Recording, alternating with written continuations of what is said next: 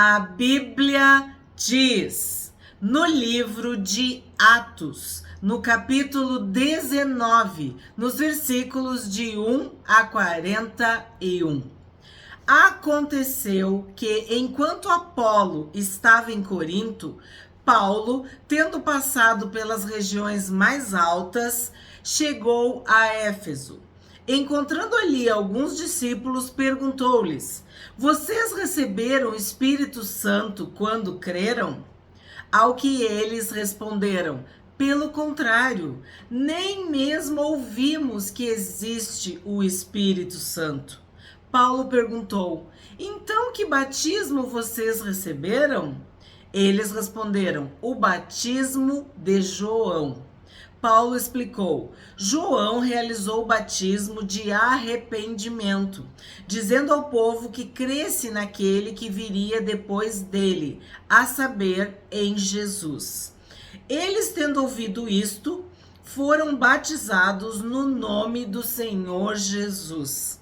E quando Paulo lhes impôs as mãos, o Espírito Santo veio sobre eles.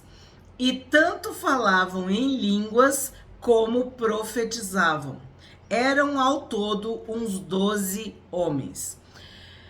Paulo chega em Éfeso e ele encontra discípulos de João Batista. E eles tinham sido batizados no batismo de João Batista. Qual era o batismo de João Batista? O batismo do arrependimento. O batismo das águas no Jordão, no Rio Jordão. Então, quando as pessoas buscavam João Batista, ele pregava o arrependimento e confissão de pecados e batizava essas pessoas no Rio Jordão.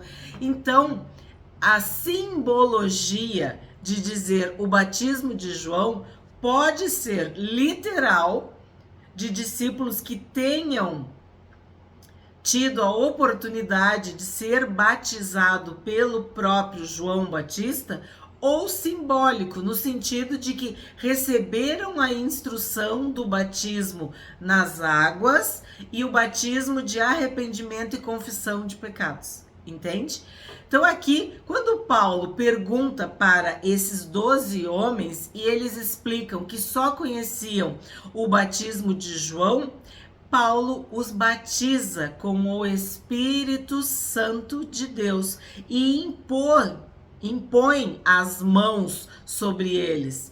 E eles recebem o Espírito Santo e começam a falar em línguas e a profetizarem. 8. Durante 3 meses, Paulo frequentou a sinagoga, onde falava ousadamente, discutindo e persuadindo a respeito do reino de Deus. Mas, como alguns deles se mostravam teimosos e descrentes, falando mal do caminho diante da multidão, Paulo se afastou deles e, levando consigo os discípulos, passou a falar diariamente na escola de Tirano. Paulo fez isso durante 2 anos, de modo que todos os habitantes da província da Ásia ouviram a palavra do Senhor, tanto judeus como gregos. O modus operandi de Paulo eu já expliquei para vocês em outros vídeos. Desde que estamos estudando o livro de Atos, a gente já percebeu que quando Paulo chegava numa cidade, numa região, numa província, em algum lugar, ele buscava uma sinagoga. E ele fazia isso em obediência, né? Em fidelidade, em amor aos seus irmãos judeus, porque Paulo era judeu. E ele pregava, ele ensinava, ele compartilhava primeiro na sinagoga. E muitas vezes ele era rejeitado e muitas vezes ele era aceito. Havia pessoas que se revoltavam e outras que se convertiam. E aqui tá sendo dito que ele mostrava a palavra de Deus, ele falava ousadamente, mas eles se mostravam teimosos e descrentes e falavam mal do caminho. Nós já ponderamos sobre falar mal do caminho, significa falar mal dos cristãos, falar mal da igreja. Jesus é o caminho, a verdade e a vida. Nós vimos que em Atos, quando se fala da igreja, é usado o caminho, o nome, a vida. Seguidores de Jesus ou cristãos. Então aqui eles estavam falando mal do caminho. E eles se mostravam teimosos e descrentes. Então, Paulo fez o trabalho dele, não foi bem aceito, então ele se afasta e leva consigo os discípulos. E depois ele passa a ensinar diariamente na escola de Tirano. E eles ouviram. Eles receberam a instrução, receberam a palavra, acolheram o ensinamento, a mensagem, o evangelho. 11. Deus, pelas mãos de Paulo, fazia milagres extraordinários, a ponto de levarem aos enfermos lenços e aventais do seu uso pessoal, diante dos quais as enfermidades fugiam das suas vítimas e os espíritos malignos se retiravam. Milagres extraordinários pelas mãos de Paulo. O tesouro é Deus, o tesouro é o Espírito Santo. Nós somos vasos de barro. Paulo estava cheio do Espírito Santo e pelas mãos de Paulo ocorriam milagres extraordinários. E aqui é relatado um desses milagres extraordinários, a ponto de levarem aos enfermos lenços e aventais do seu uso pessoal, diante dos quais as enfermidades fugiam das suas vítimas e os espíritos malignos se retiravam. 13. E alguns judeus exorcistas ambulantes tentaram invocar o nome do Senhor Jesus sobre pessoas possuídas de espíritos malignos, dizendo: ordeno que saiam pelo poder de Jesus, a quem Paulo prega. Os que faziam isto eram 7 filhos de um judeu chamado Seva, sumo sacerdote. Então, nós temos aqui a presença de exorcistas ambulantes, que eram 7 filhos de um judeu chamado Seva, sumo sacerdote. Mas a forma como eles estavam expulsando o mal, o espírito maligno, era no mínimo controverso, né? Ordeno que saiam pelo poder de Jesus, a quem Paulo prega. O que vocês acham que aconteceu? Mas o espírito maligno lhes respondeu: conheço Jesus e sei quem é Paulo, mas vocês, quem são? Aqui há um ensinamento muito sério, muito profundo para nós. O mundo espiritual, ele obedece regras. Há uma hierarquia no céu, na terra e no inferno. Nós sabemos que o princípio de autoridade é um princípio instituído pelo próprio Deus. Nós devemos amar a Deus acima de todas as coisas. Nós devemos honrar os nossos pais. Nós devemos obedecer e respeitar as autoridades. Há uma hierarquia, há uma disciplina, há chaves que abrem portas. Então, o nome do Senhor Jesus é o nome sobre todo o nome. É o nome acima de todo o nome. Todo poder e toda autoridade foi dada para Jesus. E o nome de Jesus tem o poder de expulsar espíritos malignos. Porque o nome de Jesus representa o próprio Jesus. E no inferno, entre principados e potestades, eles sabem quem é Jesus. Conheço Jesus e sei quem é Paulo. Por quê? Tu é um homem de Deus, tu é uma mulher de Deus. Tu és salvo, curado, liberto, santificado, cheio do Espírito Santo. Tu tem o nome do Senhor Jesus sobre a tua vida. Tu é uma verdadeira granada, bomba, canhão, sei lá, fuzil. Tu é uma arma contra o inferno. Tu é igreja.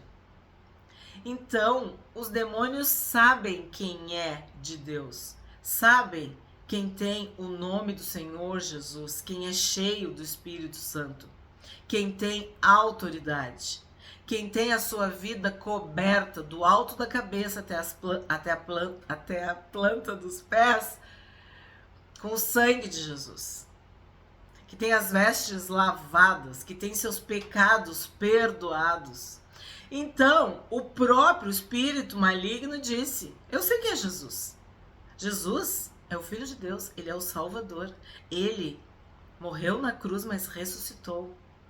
Todo joelho se dobra diante de Jesus e toda língua confessa que Jesus é o Senhor. Então, ele sabia quem era Jesus. E ele também sabia quem era Paulo. Assim como ele sabe quem são os filhos e as filhas de Deus. E aí, eles estavam expulsando dessa forma. Ordeno que saiam pelo poder de Jesus a quem Paulo prega. Aí o próprio espírito maligno pergunta: mas vocês, quem são? O inferno, ele obedece, respeita a hierarquia.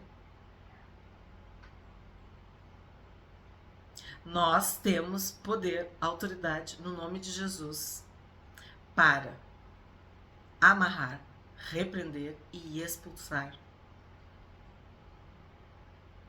Agora, quem não é filho de Deus, quem não é filha de Deus, quem não tem o nome de Jesus sobre a sua vida, como vai expulsar um espírito maligno se ainda não foi liberto? Se ainda não tem o sangue de Jesus sobre a sua vida?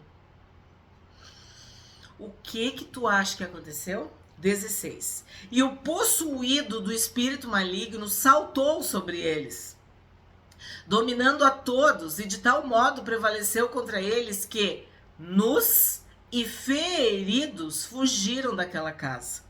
Este fato chegou ao conhecimento de todos os moradores de Éfeso, tanto judeus como gregos. Veio temor sobre todos eles, e o nome do Senhor Jesus era engrandecido. Eles foram envergonhados, humilhados. Eles ficaram nus e feridos, porque o espírito maligno saltou sobre eles. Lembra que eram 7 filhos do sumo sacerdote. E eles saíram nus e feridos. Eles fugiram. E isso trouxe um temor. E o nome do Senhor Jesus foi engrandecido, se tornou grande. Porque não é pela força do teu braço, não é pela tua voz, pelo grito, não é pela performance, não é assim que tu vai expulsar um espírito maligno. O que te dá autoridade é o nome do Senhor Jesus, mas é o nome do Senhor Jesus sobre a tua vida. E eles não tinham o Senhor Jesus. E acharam que era uma fórmula mágica, que se eles falassem o poder de Jesus a quem Paulo prega, eles iam conseguir expulsar o espírito maligno. E o que a gente vê aqui? Uma soberba, né? Uma ignorância, uma imaturidade, uma tolice. São tantas coisas erradas que acontecem nessa situação que os envergonharam ao ponto deles ficarem nus e feridos. E sim, já ouvi muitas situações que acontecem quando a pessoa não está em novidade de vida, em santidade, e quer se meter com o inferno, quer se meter com espíritos malignos, sem a proteção sem o sangue de Jesus, sem o nome de Jesus, sem o poder e a autoridade de Jesus. E o que acontece? Esse fato fez com que as pessoas temessem. E o nome de Jesus tornou-se grande, tornou-se engrandecido, tornou-se mais e mais conhecido e poderoso e respeitado. 18. Muitos dos que creram vieram confessando e denunciando publicamente as suas próprias obras. Também muitos dos que haviam praticado magia, reunindo seus livros, os queimaram diante de todos. Calculado o valor dos livros, verificaram que chegava a 50.000 denários. Assim a palavra do Senhor crescia e prevalecia poderosamente. Então, quando a presença de Deus, a presença de Jesus, a presença do Espírito Santo está numa pessoa, está num lugar, num ambiente, o que acontece? Arrependimento, confissão de pecados. Tu te converte. O que é se converter? É tu mudar a direção, é tu mudar os princípios, é tu mudar teus valores, é tu mudar quem tu é, tuas crenças. Então, olha se isso não é motivo de glorificar a Deus. Eles creram de verdade, eles confessavam, eles falavam o que estavam fazendo de errado, eles abandonavam seus pecados. E aqui tem um exemplo, praticavam magia, e eles pegavam os livros de magia e queimaram, porque quando tu entende que aquilo ali é pecado, que aquilo ali é um engano, que aquilo te separa do Senhor Jesus, aquilo para ti se torna lixo, se torna perda, se torna algo abominável, porque se Deus aborrece, e eu sou de Deus, eu também aborreço. Davi disse, eu amo os que te amam e aborreço os que te aborrecem. Então o Senhor abomina, detesta, aborrece magia, ocultismo, feitiçarias, encantamentos, tudo isso o Senhor é contra. Então eles queimaram os livros, queimaram o seu passado pecaminoso. E aqui algo muito forte, porque calculado o valor dos livros chegou a 50.000 denários. Eu já expliquei para vocês que um denário era a diária, era o pagamento por um dia de trabalho. Então tu imagina quanto de valor, né, foi queimado, sacrificado, oferecido a Deus nessa conversão, nessa confissão, nesse arrependimento. 50.000 denários em livros de magia. E assim a palavra do Senhor crescia e prevalecia poderosamente. 21. Depois dessas coisas, Paulo resolveu no seu espírito ir a Jerusalém, passando pela Macedônia e Acaia. Ele dizia, depois de passar por Jerusalém, preciso ir também a Roma. Tendo enviado à Macedônia 2 daqueles que o ajudavam, a saber, Timóteo e Erasto, permaneceu algum tempo na província da Ásia. Paulo enviou seus ajudantes, seus fiéis escudeiros, que aqui no caso é Timóteo e Erasto. 23. Por esse tempo houve grande tumulto em Éfeso por causa do caminho, pois um ourives chamado Demétrio, que fazia modelos de prata do templo de Diana e que dava muito lucro aos artífices, convocando-os juntamente com outros do mesmo ofício, disse-lhes: Senhores, vocês sabem que a nossa prosperidade vem deste ofício. E agora vocês estão vendo e ouvindo que não só em Éfeso, mas em quase toda a província da Ásia, este Paulo tem persuadido e desencaminhado muita gente, afirmando que os deuses feitos por mãos humanas não são deuses de verdade. Não somente há o perigo de que o nosso negócio caia em descrédito, como também de que o próprio templo da grande deusa Diana seja considerado sem valor e que até venha a ser destruída a majestade daquela que toda a província da Ásia e o mundo adoram. Então aqui nós estamos vendo a falência, a ruína, o fracasso das trevas, né? A idolatria, ela gera lucro, assim como a feitiçaria, a magia, os encantamentos, as adivinhações, todas essas obras ocultistas, tudo isso visa lucro. A pessoa não faz nada para ti sem te cobrar. Ou tu não vai receber nada dessas pessoas se tu não pagar, e pagar bem. Então aqui tu tá vendo o lucro da idolatria ruir, o negócio falir. E sim, é uma cidade, é uma província, é uma região que se estabeleceu em torno da idolatria. Então tem interesses religiosos, cívicos, porque isso fazia parte da vida da cidade, interesses comerciais, né, compra e venda. A economia girava em torno da idolatria. Era algo oficial, era algo oficializado, fazia parte da instituição, era cultural. O culto a Diana era algo que já fazia parte daquela região, daquela cidade, daquela província, daquele lugar, daquelas pessoas. Então, o evangelho vem e revela que aquilo é pecado. E as pessoas, convencidas pelo Espírito Santo, abandonam a idolatria. E se elas abandonam a idolatria, elas abandonam os falsos deuses. Os deuses, as imagens, as esculturas feitas por mãos humanas. Quando o Senhor Jesus liberta o endemoniado gadareno e os demônios vão para os porcos, os porqueiros têm um prejuízo, né? Lembra dessa passagem?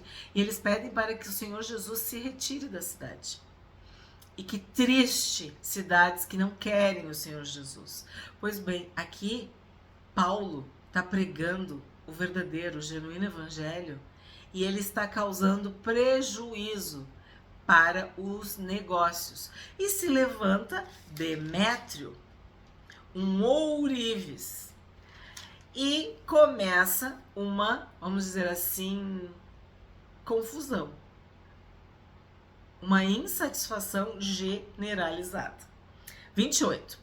Ouvindo isto, ficaram furiosos e começaram a gritar: grande é a Diana dos Efésios. Então, se o negócio estava ruindo, se o lucro estava se acabando, eles, orgulhosos, né, começaram a gritar, ficaram furiosos, ficaram revoltados, porque estavam vendo a conversão das pessoas e o abandono deste culto, desta idolatria.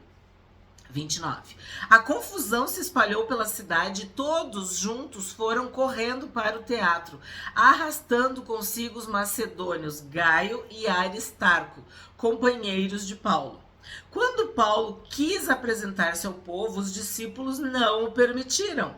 Também algumas autoridades da província, que eram amigos de Paulo, mandaram um recado pedindo que ele não se arriscasse indo ao teatro. Uns, pois, gritavam de uma forma, outros de outra, porque a assembleia tinha virado uma confusão. E na sua maior parte nem sabiam por que motivo estavam gritando. Estavam reunidos. E na sua maior parte nem sabiam por que motivo estavam reunidos. Então, houve uma confusão, um tumulto geral, quando o povo se fica transtornado por causa, vamos dizer assim, da eminente perda do lucro. Porque existem cidades, estados, que se erguem economicamente sobre a idolatria. Tu compra isso, tu compra aquilo, tu vende isso, tu vende aquilo, tudo em nome desse ou daquela. E aí tu te converte, tu vê que aquilo ali é falso. Aquilo ali não é um Deus. Aquilo ali é uma imagem de escultura, uma imagem fundida, um falso Deus criado pelas mãos humanas. E os teus olhos são abertos. Tu te converteu, tu te arrependeu. E aí tu não quer mais aquilo. Então tu não vai mais comprar, tu não vai mais orar, tu não vai mais carregar, tu não vai mais ter na tua casa. Assim como os livros de magia são queimados, essas estátuas, essas imagens, esses ídolos, falsos ídolos, são quebrados, são desmanchados, são incinerados, são destruídos.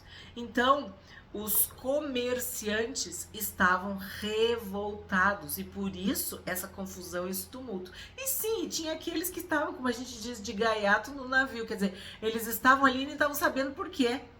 E isso se chama também o inconsciente coletivo, quer dizer, as pessoas estão envolvidas numa confusão, numa gritaria, num tumulto, mas nem sabem muito bem por que estão ali reunidos. 33. Então tiraram Alexandre do meio da multidão e os judeus o empurraram para a frente. Este, acenando com a mão, queria falar ao povo. Quando, porém, reconheceram que ele era judeu, todos a uma voz gritaram durante quase 2 horas. Grande é a Diana dos Efésios. Porque o que acontece? O judeu, independente de ser cristão, quer dizer, o judeu legítimo, nativo, ele não se curva a imagens. Tu não terás outros deuses diante de mim. Tu não farás para ti imagens de escultura.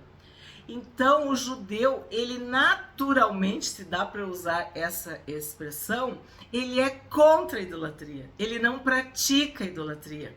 Então, quando o Alexandre começa a falar e eles identificam que ele é judeu, ele já sabe, não, nem vamos ouvir, nem vamos deixar ele falar, porque se ele é judeu, é claro que ele vai ser contra nós. E aí eles ficam 2 horas, né? Quase 2 horas gritando. Grande é a Diana dos Efésios. 35. O escrivão da cidade, tendo apaziguado o povo, disse: Senhores Efésios, quem não sabe que a cidade de Éfeso é a guardiã do templo da grande Diana e da imagem que caiu do céu? Ora, não podendo isto ser contestado, convém que vocês se mantenham calmos e não façam nada de forma precipitada. Porque estes homens que vocês trouxeram para cá não profanaram o templo nem blasfemam contra a nossa deusa. Porque uma coisa é tu atacar a religião, a fé, a crença dos outros, tu destruir os objetos de culto. Outra coisa é tu falar o evangelho, tu falar de Jesus, tu falar da palavra, tu falar a verdade. A pessoa ouve e no seu direito, na sua liberdade, no seu livre-arbítrio, ela rejeita ou ela recebe ou ela aceita. Então, não houve profanação, não houve blasfêmia, não houve arbitrariedade. Porque a Bíblia diz, não é por força nem por violência. Então, tu não vai obrigar, constranger, forçar, intimidar, ameaçar ninguém. Isso não é o evangelho. O Senhor Jesus nunca fez isso. Ide por todo mundo pregando o evangelho, ensinando. Então, tá bem claro, ó. Eles não profanaram o templo e nem blasfemaram contra a nossa deusa. Portanto, se Demétrio e os artífices que o acompanham têm alguma queixa contra alguém, saibam que existem os tribunais e os procônsules que se acusem uns aos outros ali. Mas, se vocês estão pleiteando alguma outra coisa, isso será decidido em assembleia regular. Então, o que ele está dizendo? Tem lei, tem tribunal, tem autoridade, tem assembleias regulares. Não é para vocês fazer um tumulto ou, como ele diz, agir de forma precipitada, né? 40. Porque também corremos o risco de sermos, hoje, acusados de revolta, não havendo motivo algum que possamos alegar para justificar este ajuntamento. E havendo dito isto, dissolveu a assembleia. Nada como uma pessoa sábia, equilibrada e com autoridade, né? Então, eles mesmos poderiam estar causando ou provocando um crime, uma acusação contra eles mesmos por causa do tumulto e do ajuntamento, porque estavam perturbando a ordem, coisa que os romanos não aceitavam.